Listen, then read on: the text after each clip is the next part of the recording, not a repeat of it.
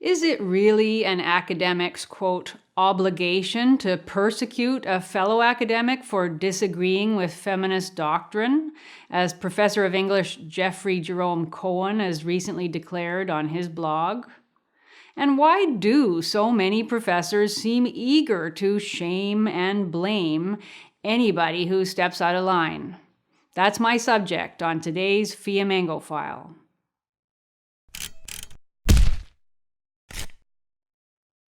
I'm Janice Fiamengo of the University of Ottawa. Actually, there is nothing that should surprise us in the willingness of the majority of academics to allow freedom of speech to be suppressed and even to lead the charge in suppressing it in the name of a culturally sanctioned social cause. It has been this way for a long time. Recently, a Facebook friend sent me a link to an article called Snakes and Ladders on Alan Franson, Misogyny, and the Problem with Tenure. I'm embarrassed that I didn't know about Alan Franson sooner because he's a really interesting dissident academic. Dr. Franson was a highly successful and now retired English scholar, a specialist in medieval literature at Loyola University in Chicago. He has provoked near apoplexia with his ridicule of feminist politics and his defense of modern men on a webpage entitled Modern Men and Masculinity, the Struggle to Become a Masculine Man. That's his right, surely, to defend men from feminist propaganda, especially during his retirement? Well, not according to other academics in English Lit who have been clucking and bleating and uttering exclamations of outrage at what are claimed to be his, quote, misogynistic screeds, which are apparently, quote, peppered with the most hackneyed and useless men's rights activist jargon you could imagine, end quote. Actually, Franson makes thoughtful, well-reasoned arguments about men and the effects of feminist dogma on his personal blog.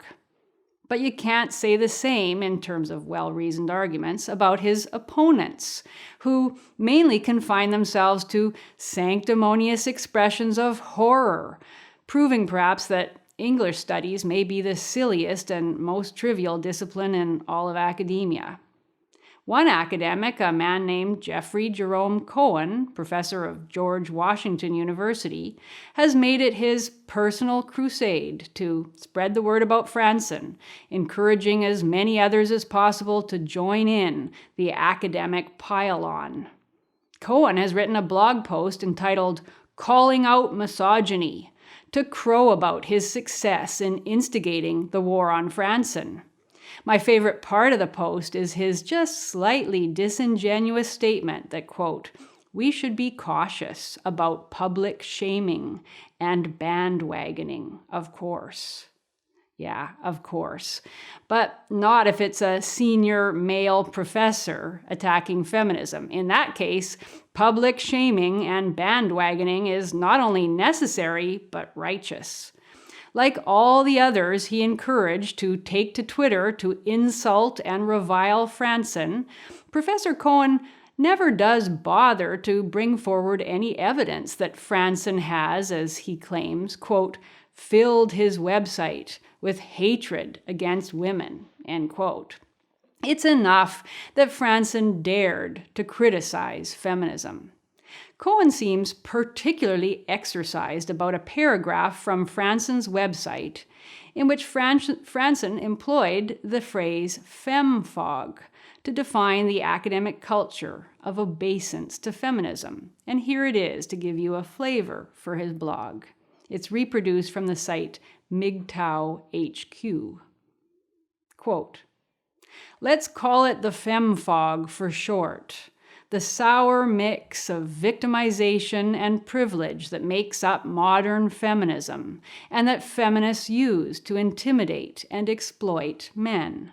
Some men are so intimidated by feminism that they are afraid to develop a critical attitude towards it. Feminism is enormously powerful.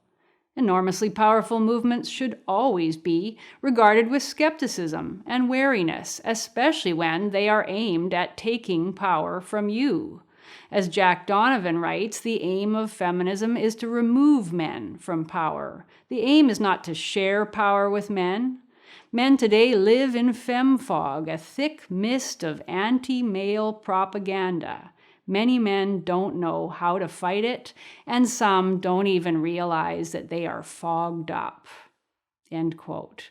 It goes on like that. An attack on feminism as an ideology of man-blaming. It's not an attack on women, and neither Professor Cohen, who finds it, quote, appalling, nor the author of the original article that I read, writer and academic Joe Livingston, well, they just can't accept that a smart fellow like Franson, and a progressive gay scholar to boot, they can't accept that he can really think that way, or think he could get away with it.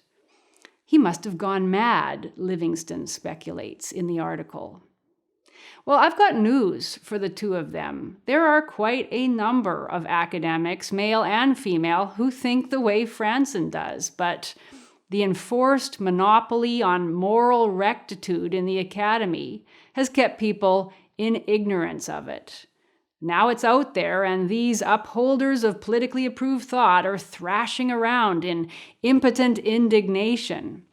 You see, the problem for Cohen and Livingston and others is that Franson is retired, and therefore he's largely beyond the reach of the thought censors they'd so much like to muster. Professor Cohen is quoted as lamenting that with tenure, quote, "it is easy to drift into some scary places without reality checks to bring you back," end quote. Does he mean the reality check of being disciplined for holding incorrect views? I'd be willing to wager that what brought Franson to anti-feminism was the reality check of actually reading a lot of very bad published feminist scholarship. I've done it. I could give you loads of examples. Franson's emergence as a writer of anti-feminist posts, that came not because he had tenure and therefore didn't have to engage with the world, but because he had a mind of his own, and now he has the opportunity to air his views. I'll bet it's intensely annoying to realize that a former colleague is now beyond the reach of the usual control mechanisms of academia, the social shaming, the potential Title IX investigations. But even when Franson was a professor, he almost certainly couldn't have been fired for his incorrect attitudes, and that's starting to bother the academic Puritans amongst us.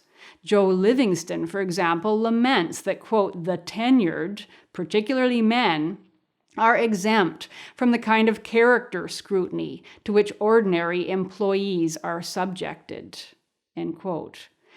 It's remarkable to find self-described progressive people calling for character scrutiny for professors. It sounds like something out of Victorian times, like, "We hope Professor Sandwell is a respectable man, moderate in his habits, prudent, correct in his opinions, and regular in church attendance," and so on.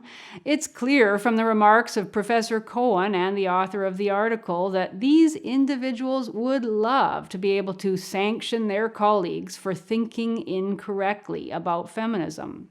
I've noticed that even the once standard expressions of support for free speech are now falling away from these kinds of comments, revealing an ever more nakedly expressed demand for ideological conformity. Well, as I mentioned last day, we shouldn't be at all surprised by any of this. History shows us that there have always been plenty of intellectuals like Professor Jeremy Cohen willing to give obedient and even zealous support for totalitarianism. For many intellectuals, nothing is more satisfying than to fall in line with an attractive orthodoxy, so long as lots of their fellow intellectuals are doing the same and that rewards and power come their way as a result. The German universities of the 19th and early 20th centuries had been at the forefront of higher education with a strong tradition of free inquiry and the pursuit of truth. They were celebrated worldwide, in fact, for their openness to debating ideas. All of that changed in the 1930s. As National Socialism became the official ideology of the German nation after the election of the National Socialist Party in March of 1933, Nazism also became the reigning ideology of the German universities. Some few professors protested this development, a few even resigning their positions, but many more, reluctantly or eagerly, adapted themselves to the new realities, taking advantage of the opportunities for security and advancement that were offered to them. Stephen Remy's book, The Heidelberg Myth, The Nazification and Denazification of a German University, published in 2003, makes a case study of Heidelberg University to show how readily the vast majority of the university's highest-ranking professors aligned themselves with the new regime. Some had already joined the Nazi Party prior to the regime takeover in 1933, and many others were quick to express their sympathy with the regime's nationalist ideals.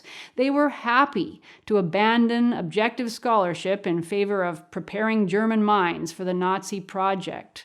The author shows how even before the government-imposed dismissal of all Jewish civil servants in April of 1933, radical student leaders had already begun to harass and boycott their non-Aryan colleagues. Then between 1933 and 1938, Heidelberg was purged of nearly 1/3 of its instructors, mostly Jewish instructors. Other instructors went into a kind of inner exile of silence, and many ambitious younger scholars took the opportunity to advance into the newly vacated positions.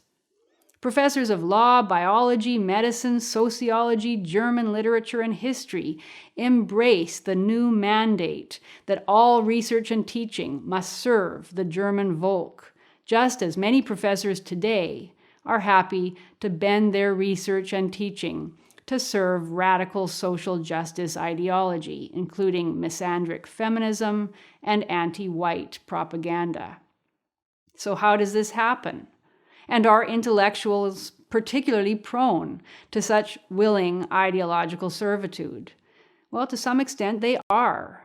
Many intellectuals, while enjoying a privileged position in society and often convinced of their mental and even moral superiority, are also quite aware, often resentfully so, of the tenuousness of their billet.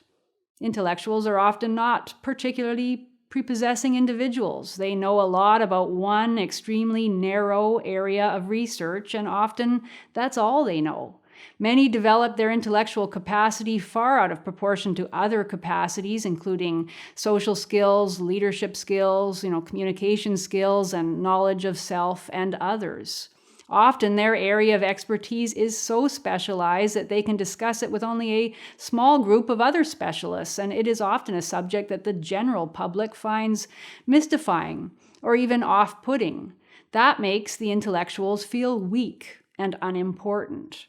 Unlike the other major pillars of our social world, the soldiers, builders, creators, merchants, healers, and political and religious leaders, the elite intellectual class maintains its status only so long as society's secular and religious rulers validate the intellectual work these academics do. Despite what they conventionally say about their status as dissenters, even as rebels against the status quo, they are intensely aware that their high status depends on the indulgence of the ruling elite, of political leaders, and the media. They are therefore very sensitive to shifts in the political ideological landscape. What these intellectuals have detected and what they or their forerunners contributed to creating has been a weakening, a disastrous weakening of faith in the pursuit of knowledge as a sufficient rationale for the existence of universities. As the kinds of truth universities once upheld, religious truth first of all, then humanistic truth, objective scientific truth, as those truths came under fire by postmodernists and social radicals in the 1960s, they came to be seen as inadequate. University learning, it was thought, had to be about more than the traditional disciplines. It had to be about a larger morality. And because other forms of morality had been jettisoned by the social elite, the new morality was social justice, the elimination of racism and sexism and colonialism. So academics fell in line with the social justice cause, some because they wanted to, some because they felt they had to, some because it was easier to go along than to resist, and the career inducements were many.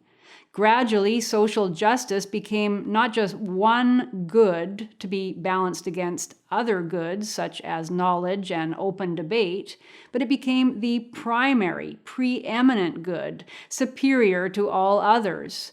And we come to the point where social justice trumps everything else, including freedom of conscience, freedom of expression, the presumption of innocence, the equal treatment of all students, and of course, the pursuit of knowledge. It's a grim situation in which all manner of ridiculous inequities and injustices can and do flourish. In the next videos, we will look in more depth at the appeal of social justice ideology, the power it exercises over individuals on campus, and the terrible consequences for university life and academic work.